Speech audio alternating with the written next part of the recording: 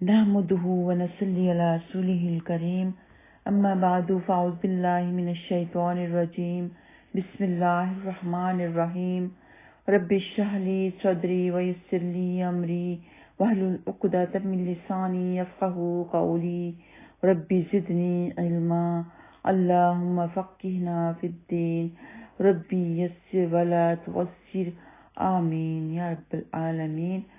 السلام علیکم ورحمۃ اللہ وبرکاتہ۔ آج کا سبق ہے سورۃ البقرہ پارہ نمبر 1 آیت نمبر 80 سے لے کے 82 تک۔ پہلے تفسیر بعد میں لفظی ترجمہ انشاءاللہ تعالی۔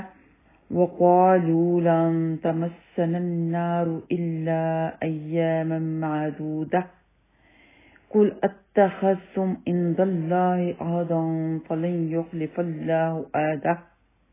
فلن يخلف الله عهده أم تقولون على الله ما لا تعلمون بلى من كسب سيئة وأحاطت به خطيئته فأولئك أصحاب النار هم فيها خالدون۔ اللہ سبحانہ وتعالیٰ فرماتے ہیں کہ یہودیوں نے یہ بھی کہا کہ ہمیں آگ دوزخ کی آگ ہرگز نہیں چھوئے گی مگر کچھ ہی دن۔ اس غلط فہمی میں عوام اور علماء سبھی مبتلا تھے۔ سب جو سوچتے تھے کہ ہم جتنے مرضی گناہ کرتے جائیں ہمیں ہمارے بڑے ہمارے باپ اجداد بخشوا لیں گے، اگر ہمیں دوزخ میں ڈالا بھی گیا تو کچھ ہی دن ڈالا جائے گا، پھر ہم نکال لیے جائیں گے کیونکہ ہم اللہ کے لاڈلے ہیں۔ تو اسی غلط فہمی میں وہ گناہ پر گناہ کرتے چلے جاتے تھے۔ سب سے بڑا گناہ، سب سے بڑا کفر یہ تھا کہ نبی پاک صلی اللہ علیہ وسلم کا جانتے بوجھتے انکار کرتے تھے۔ تو حدیث پاک میں ایسا ہے کہ کوئی کتنا بھی گنہگار کیوں نہیں ہوگا، اگر کسی میں رائی کے دانہ کا برابر بھی ایمان ہوگا اسے جہنم سے نکال لیا جائے گا، لیکن کافر لوگ ہمیشہ ہمیشہ کے لیے وہاں رہیں گے کیونکہ وہ اسلام کے انکاری، اسلام کے دشمن تھے۔ ان کے سب اعمال ضائع اور وہ ہمیشہ کے لیے دوزخی، نبی پاک صلی اللہ علیہ وسلم کے سخت ترین دشمن تھے۔ سیدنا ابو ہریرہ رضی اللہ تعالیٰ عنہ سے روایت ہے کہ جب خیبر فتح ہوا تو رسول اللہ صلی اللہ علیہ وسلم کو بکری کے زہر آلود گوشت کا تحفہ دیا گیا۔ رسول اللہ صلی اللہ علیہ وسلم نے فرمایا، یہاں جو یہودی موجود ہیں انہیں میرے پاس جمع کرو۔ جب وہ سب جمع ہوئے تو رسول اللہ صلی اللہ علیہ وسلم نے ان سے کہا، میں تم سے کچھ پوچھنے لگا ہوں، کیا تم مجھے سچ سچ بتا دو گے؟ انہوں نے کہا، جی ہاں اے ابو القاسم۔ تو نبی پاک صلی اللہ علیہ وسلم نے پوچھا، تمہارا باپ کون ہے؟ انہوں نے کہا، فلاں۔ آپ نے فرمایا، نہیں، تم جھوٹ بولتے ہو، تمہارا باپ تو فلاں ہے۔ انہوں نے جواب دیا کہ آپ سچ فرماتے ہیں۔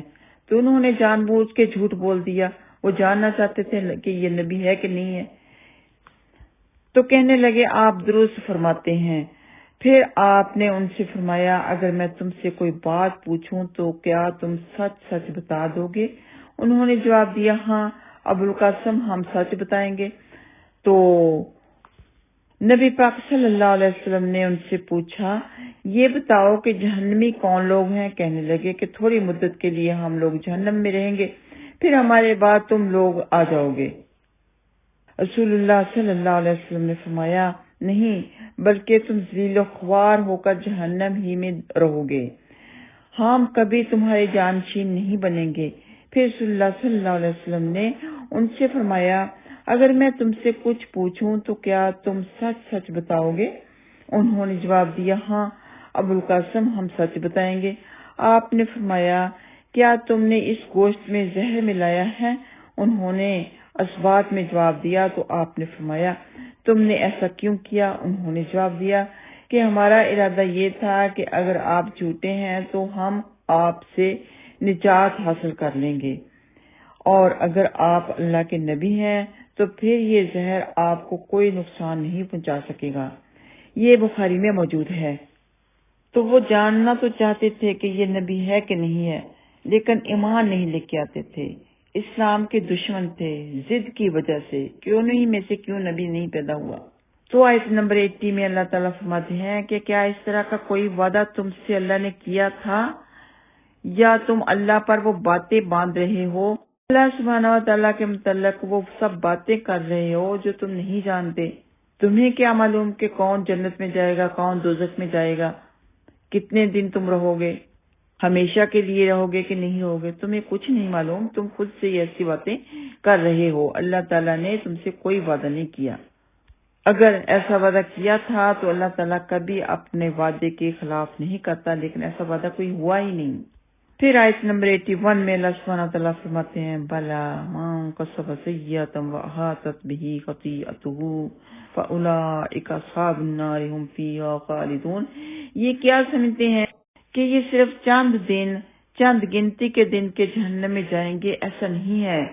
جس انسان نے بھی بڑا گناہ کیا، بڑے گناہ سے مراد شرک ہے، صلی اللہ علیہ وسلم کی نبوت کا اقرار نہ کرنا ہے، ایسے لوگ تو جہنم میں ہمیشہ ہمیشہ رہیں گے۔ ہم فیہا خالدون، ہمیشہ ہمیشہ وہ رہیں گے۔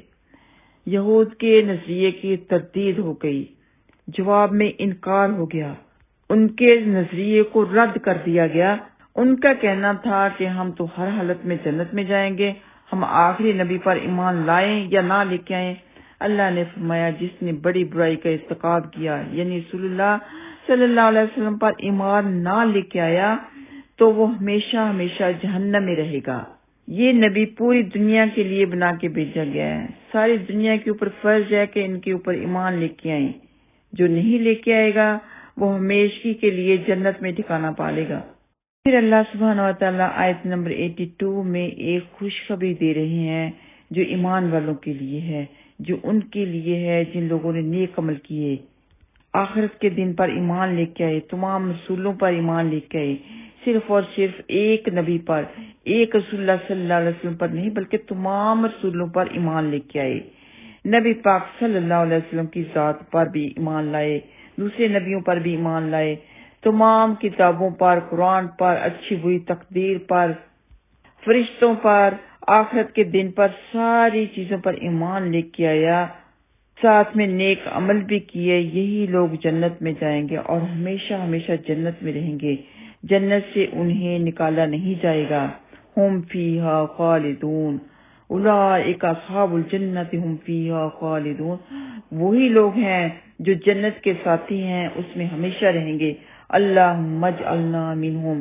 سیدنا سہل بن سعد رضی اللہ تعالیٰ عنہ سے روایت ہے کہ رسول اللہ صلی اللہ علیہ وسلم نے فرمایا چھوٹے اور حقیر گناہوں سے بھی بچو، کیونکہ یہ بھی جمع ہو کر آدمی کی ہلاکت اور بربادی کا سبب بن سکتے ہیں۔ پھر رسول اللہ صلی اللہ علیہ وسلم نے مثال دے کر فرمایا جیسے کچھ لوگ جنگل میں جمع ہوں اور جب کھانا پکانے کا وقت ہو تو ہر آدمی ایک ایک لکڑی لے آئے حتیٰ کہ وہ اپنی روٹیاں پکا لیں، لہذا جب آدمی کو اس کے چھوٹے گناہوں کی وجہ سے پکڑا جائے گا تو یہ گناہ اسے ہلاک کر دیں گے۔ یہ مسند احمد میں موجود ہے۔ سیدنا عائشہ صدیقہ رضی اللہ تعالیٰ عنہا بیان فرماتی ہیں کہ نبی پاک صلی اللہ علیہ وسلم نے ان سے فرمایا اے عائشہ، چھوٹے اور حقیر گناہوں کے کاموں سے بھی بچنا، کیونکہ اللہ سبحانہ تعالیٰ کے ہاں ان کے بارے میں بھی جواب طلبی ہوگی۔ یہ ابن حبان نے روایت کیا ہے۔ اگلی آیات میں گنہگاروں کے لیے وعید کے بعد، یعنی ان کے اوپر عذاب کے اعلان کے بعد، اللہ کے قہر کے بعد نیک لوگوں کو جنت کی خوشخبری دی گئی ہے تاکہ اللہ کا عدل و انصاف ظاہر ہو کہ اگر وہ کفر پر اصرار کرنے والوں کو ہمیشہ کے لیے جہنم میں ڈال دے گا تو ایمان پر قائم رہنے والوں کو ہمیشہ کے لیے جنت اور اس کی بے بہا نعمتوں سے نوازے گا۔ اللہم غشنی برحمتک، یا اللہ تعالی ہمیں اپنی رحمت سے ڈھانپ لے، ہمیں جنت الفردوس میں جگہ عطا فرما، ہمیشہ جنت الفردوس میں جگہ عطا فرما کی دعا کرنی چاہیے۔ اللہم انی اسألک جنت الفردوس۔ تو آئیے آتے ہیں لفظی ترجمہ کی طرف۔ وقالو، اور ان سب نے کہا، لن، ہرگز نہیں، تمسنا النار، ہمیں چھوئے گی آگ، الا، مگر، سوائے ایام معدودہ، مگر چند دنوں کے سوا، الا سوائے ایامن، چند دنوں کے، معدودہ گنتی کے۔ کل کہہ دیجئے، آپ صلی اللہ علیہ وسلم فرما دیجئے، اتخذتم کیا تم نے لے رکھا ہے، خضوع کا معنی ہوتا ہے پکڑنا، کہ پکڑ رکھا ہے، کیا تم نے لے رکھا ہے عند اللہ اللہ تعالیٰ کے پاس عہدن کوئی وعدہ، کوئی عہد، فلام پس ہرگز نہیں، یخلف خلاف کرے گا اللہ عہدہ اپنے وعدے کو، یا تقولون تم سب کہتے ہو اللہ پر ما لا جو نہیں، تعلمون تم سب جانتے، بلا ہاں کیوں نہیں، ماں جس نے کسبہ کمایا سیئاتاں کوئی برائی، جس نے کمائی کوئی برائی، اور احاطت گھیر لیا بھی اس کو، خطیئتہ اس کے گناہوں نے، اس کی خطاؤں نے، فَأُولَئِکَ تو وہی لوگ، اصحاب النار اہل دوزخ ہیں، دوزخ کے ساتھی ہیں، ہم وہ سب فیہا اس میں، خالدون سب ہمیشہ رہیں گے، والذین اور وہ لوگ جو، آمنو سب ایمان لائے، وعملوا الصالحات اور ان سب نے عمل کیے نیک، وعملا اور ان سب نے عمل کیے الصالحات نیک، اولئک وہی لوگ، اصحاب الجنہ جنت والے ہیں، جنت کے ساتھی ہیں، ہم وہ سب فیہا اس میں، خالدون سب ہمیشہ رہنے والے ہیں۔ وآخر دعوانا ان الحمد للہ رب العالمین۔ السلام علیکم ورحمۃ اللہ وبرکاتہ۔